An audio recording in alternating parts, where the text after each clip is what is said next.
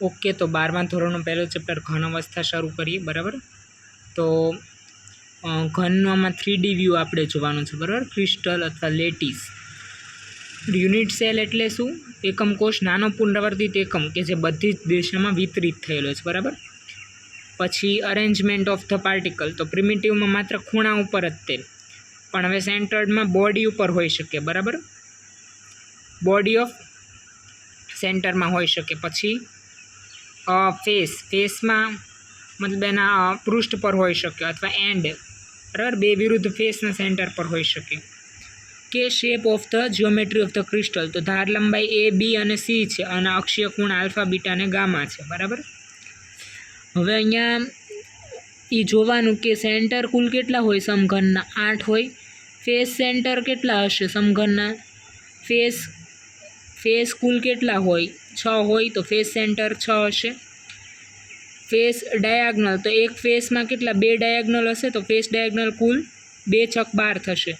Body ડાયાગ્નલ એ રીતના 4 થશે. બરાબર, ઓકે.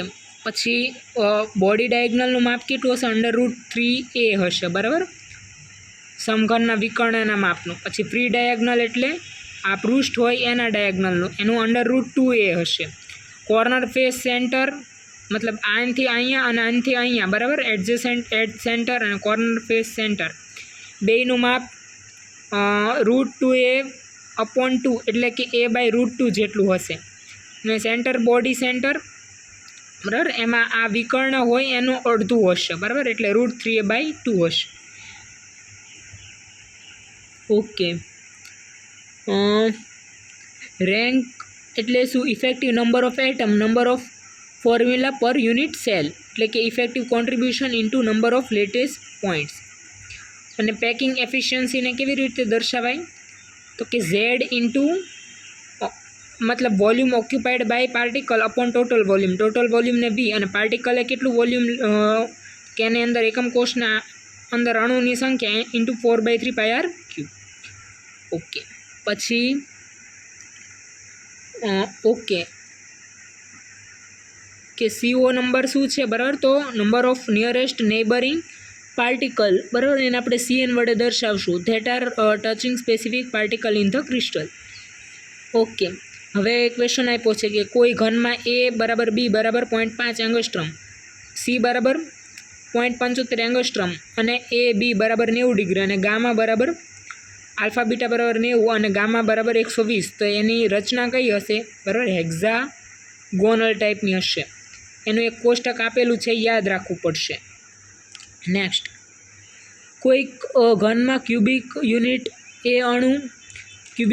સેલ A અણુ બધા જ ખૂણે અને B અણુ બધી જ ધાર અને બોડી સેન્ટરે છે, C અણુ બધા જ ફેસ સેન્ટરે છે. તો ફોર્મ્યુલા શું થશે?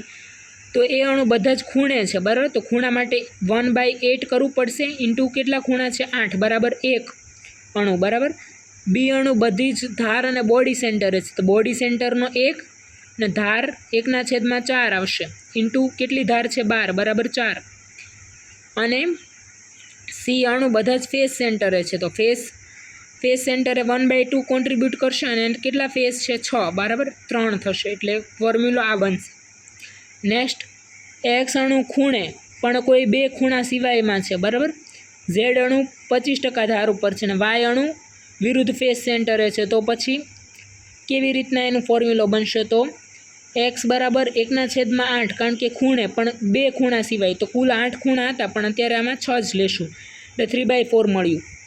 Y કુલ વિરુદ્ધ 2 ફેસ સેન્ટરે. બરાબર, એટલે 2 × 1/2 કરશું એટલે 1 મળશે.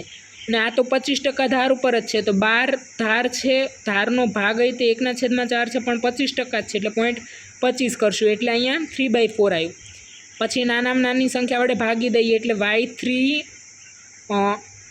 X3 Y4 Z3 મળશે.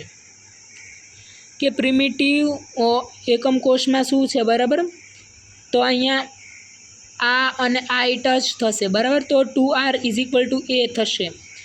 અને Z બરાબર શું મળશે? બરાબર, તો 8માં મતલબ 8 ખૂણા ઉપર હશે, તો 1/8 × 8 = 1 એટમ સેલ પર યુનિટ.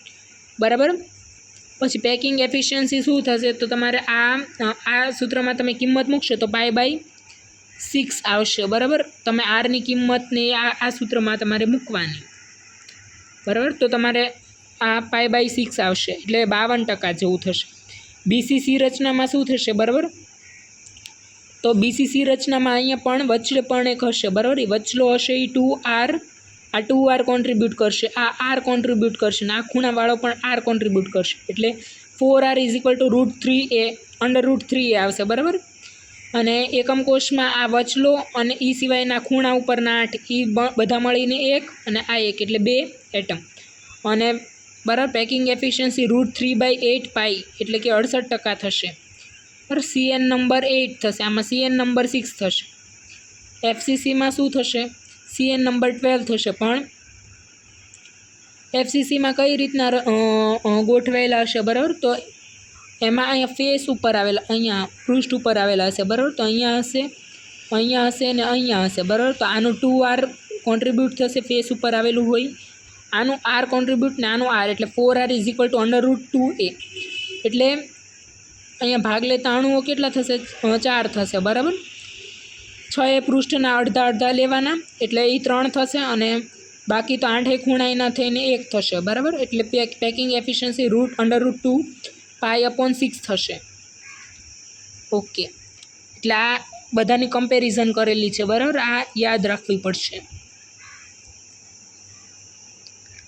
સોડિયમ મેટલ બીસીસી રચના ધરાવે અને પછી તમને એ આપી દે, તો તમારે બીસીસી રચના પ્રમાણે આની આ ત્રિજ્યા અને એ વચ્ચેનો સંબંધ છે ને મળીને ત્રિજ્યા તમને મળી જશે, કે એ રીતના તે એફસીસી રચના માટે કીધું હોય તો મેળવી લેવાની, બરાબર. આ કોષ્ટક બહુ આઈએમપી છે, બરાબર. Name of cubic system, edge, length, axial angle અને બ્રેવિસ લેટિસ, બરાબર. તો આ આખું તમને આવડવું જોઈએ, બરાબર. ઓકે, આમાં મોસ્ટ સિમેટ્રિકલ કયું છે, ક્યુબિક, બરાબર. બધું 90 ડિગ્રી ને બધા સમાન, બરાબર. એ કંઈ સમાન ન હોય એવું અનસિમેટ્રિક કયું છે, ટ્રાઇડન્ટ. ઓકે, પછી ઘનતા બરાબર દળના છેદમાં કદ, બરાબર. તો એ જ તે સૂત્ર મૂક્યું છે, એટલે આપણને મળ્યું છે Z × W/N × A ક્યુબ, બરાબર. અહીંયા દાખલા થોડાક પૂછ્યા છે, બરાબર. બધાની કિંમત આપી દીધી હોય તો તમને કાં તો ડી પૂછે, ઘનતા પૂછે, કાં તો પછી તમને અહીંયા તે ડી પૂછ્યું છે, બરાબર. અહીંયા જે રચના કીધી હોય એ પ્રમાણે Z લઈ લેવાનો, FCC કીધું હોય તો પછી તમારે 4 લઈ લેવા, કે પછી ત્રિજ્યા આપી હોય તો પછી ત્રિજ્યા ઉપરથી એ મેળવતા આવડવું જોઈએ, બરાબર. કે પછી પ્રકારને ત્રિજ્યા પૂછ્યું, જો એ આપી દીધું, ડી આપી દીધું, મતલબ આ બધી વસ્તુ આપી દીધી, તો અને તમને Z પૂછે તો તમારે પછી ઈ મેળવવાનું. આ 4 વસ્તુ આપી દઈને Z પૂછે તો પછી ઈ મેળવી લેવાનું. કે પછી 1Dમાં કેવી રીતના ગોઠવણી થશે, કોન્ટેક્ટનો આ CN મળશે, અને પછી 2Dમાં કેવી રીતના ગોઠવણી થશે, 2Dમાં ચોરસ આકારે આવી રીતના ગોઠવેલા હોય, કે પછી હેક્ઝાગોનલ પેકિંગ હોય તો પછી પેકિંગ એફિશિયન્સી 52 થી 60% જેટલી વધે છે, બરાબર. ઓકે, પછી આના ઉપર જ તે નવા પેક કર્યા હોય તો 52% જ રહેશે, પણ વચ્ચે આ રીતના પેક કર્યા હશે તો પછી 68% થઈ જશે, બરાબર. CN નંબર બદલાશે અને Z પણ બદલાય છે, બરાબર. હેક્ઝાગોનલ ક્લોઝ પેકિંગ, એમાં શું થાય છે, હેક્ઝાગોનલ સ્વરૂપમાં બધા આ ગોઠવાયેલા હોય છે, બરાબર, રીતના ઘટકો.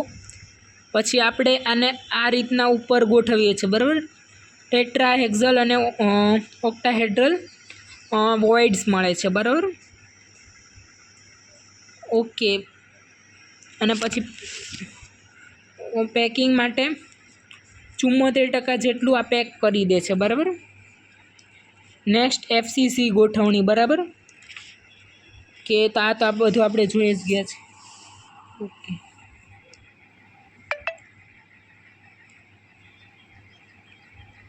કે બરાબર. તો આ બધી કમ્પેરિઝન કરેલી છે, ને આ બધી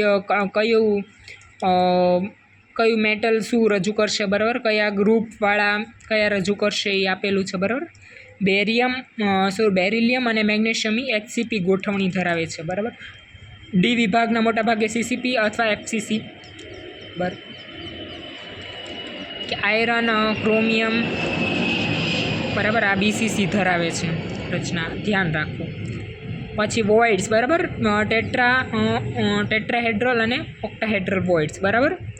તો આની સંખ્યા યાદ રાખવી પડશે. આની 2Z મળશે, આની Z મળશે, બરાબર.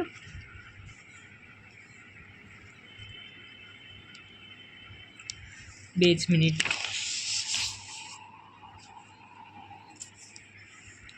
ઓકે, પછી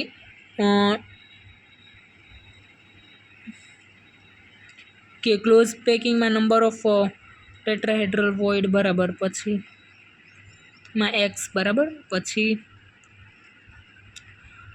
HCP યુનિટમાં શું થશે, તો પછી તમારે એ મેળવી લેવાનું હશે, બરાબર. ટેટ્રાહેડ્રલ ડબલ હશે અને ઝેડની કિંમત બધાની યાદ રાખવાની રહેશે. પછી in a solid A atom form HCP lattice, B atom occupy 2/3 OHV, તો 2/3 OHV એટલે એ જ લેવાનું, બરાબર, HCP. અને C occupy 1/3 THV, 1/3 THV પણ ઇન્ટુ 2 તમારે કરવું પડશે. અને પછી લેટિસની પૂછે છે, બરાબર. સોરી પછી આવા બધા બહુ પૂછે છે. In a solid A atom form CCP lattice ને B atom occupy all OHV, C atom occupy all THV. If કેવી રીતના રિમૂવ કર્યા છે, બરાબર, તો એક ડાયગનલી રિમૂવ કર્યા છે. તો ડાયગનલી રિમૂવ કરશે તો બે કોર્નર ઉપરના A એટમ જતા રહેશે, બરાબર. THV ખાલી થઈ જશે અને એક OHV ખાલી થઈ જશે, બરાબર. તો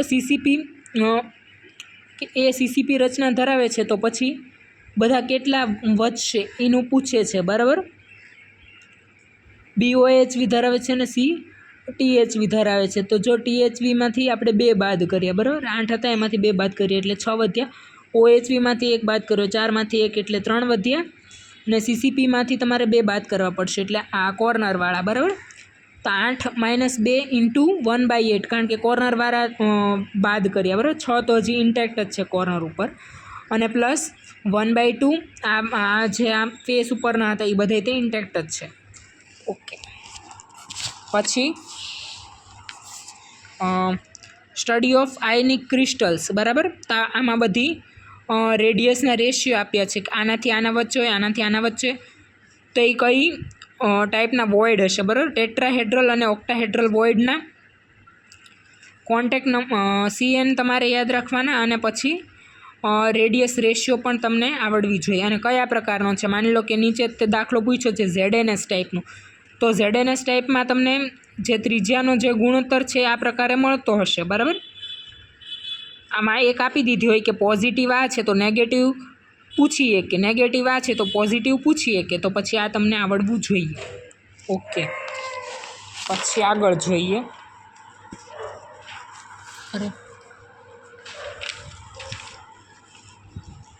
ઓકે, આગળ જોઈએ. પછી આયનીય સ્ફટિકમાં આ રીતના કીધું કે પોઝિટિવ નેગેટિવ આપી દીધું હોય તો પછી તમને એમ પૂછે કે આ OHV છે, THV છે કે પછી કયું છે, એ તમને જાણવાનું કહી શકે, બરાબર. ઓકે, પછી આયનીય સ્ફટિકના પ્રકારો, બરાબર. તો સામાન્ય રીતે કેટાયન હોય વોઇડ્સમાં રહે અને એનાયન હોય, બરાબર, એ જે સ્ફટિક હોય એની રચના ધરાવે, બરાબર. CCP, BCC કે HCP રચના, બરાબર. પણ એક્સેપ્ટ કેલ્શિયમ CaF2, બરાબર, કેલ્શિયમ ફ્લોરાઇડ.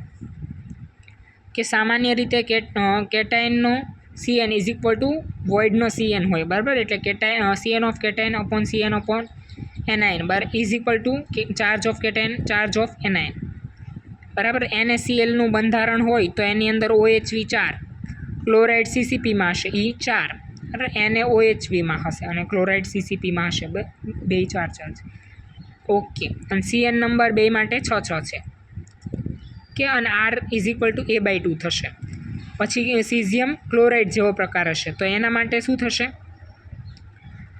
રચનામાં, અને ક્યુબોઇડ વોઇડ, બરાબર, ક્લોરાઇડમાં હશે, બરાબર, અને 1 1 2 આપેલું છે, બરાબર. CN નંબર 8 થશે અને R is equal two √3 A/, પછી ઝિંક સલ્ફાઇડવાળી રચના છે, બરાબર. તો ઝિંક 50% THBમાં ગોઠવાયેલા હશે અને સલ્ફાઇડ ACCP રચના ધરાવે છે, બરાબર. આના માટે તમારે આ CN નંબર પણ યાદ રાખવાનો રહેશે અને એના જેવો બીજો છે આ બધા છે, બરાબર, AGI, બરાબર. પછી આવે છે CaF2 ફ્લોરાઇડ પ્રકારના, બરાબર. આ ઊંધું છે, બરાબર, કે કેલ્શિયમ છે એ માં જો THBમાં નેગેટિવ આયન છે અને આ CCP પોઝિટિવ છે, બરાબર. બાકી તો આ બધું યાદ રાખવું પડશે. NaO2 એન્ટી ફ્લોરાઇડ ધરાવતા પદાર્થો, બરાબર. ઓકે, બધી વસ્તુ તમે ઓબ્ઝર્વેશન કરી લો.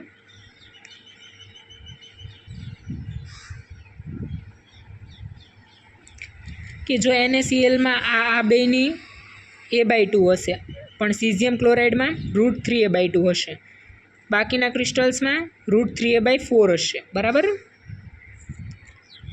ઓકે, પછી આવા બધા દાખલા આપ્યા છે, બરાબર. એનાયનની ત્રિજ્યા અને અને કેટાયનની ત્રિજ્યાને એવું બધું પૂછી શકે, બરાબર, કોઈ પણ બંધારણ આપ્યું હોય. ક્યાં એ બધા જ છે, બરાબર. પછી ડિફેક્ટ્સ આપણે જોઈએ. 0 કેલ્વિને કાઇનેટિક એનર્જી 0 થશે, બરાબર, 0 કેલ્વિન. નેક્સ્ટ કે પછી કોઈ પણ ક્ષતિમાં તે હંમેશા તટસ્થ રહેશે. 2 પ્રકારની ક્ષતિ, બરાબર. તત્વયોગ ક્ષતિ, એમાં શું A અને B અચળ હશે, બરાબર. શોર્ટ કી ક્ષતિ, બરાબર. તો શોર્ટ કી ક્ષતિમાં શું થશે તો કે રિક્ત સ્થાન બદલાશે, બરાબર, 2 જતા રહેશે. અને ફ્રેન્કલ ક્ષતિમાં શું આ અહીંથી અહીંયા ગયો, બરાબર, એટલે ખાલી જગ્યા સ્થાનાંતર કર્યું, બરાબર. આ શોર્ટ કીમાં તો 2 વયા ગયા છે, રિક્ત થઈ ગયા છે, બરાબર. તો અહીંયા 6:6 પણ 2 રિક્ત થયા તો 5:5, તો એ તેમનો ગુણોત્તર તો અચળ જ રહ્યો, એટલે સમાન સંખ્યામાં એનાયન ને કેટાયન 2 જતા રહે છે. આમાં શું થાય છે, ફ્રેન્કલમાં એનાયન ક્રિસ્ટલમાં જાય, બરાબર. એનાયન હોતો એ 12 વયો, મતલબ બીજી જગ્યાએ વયો ગયો.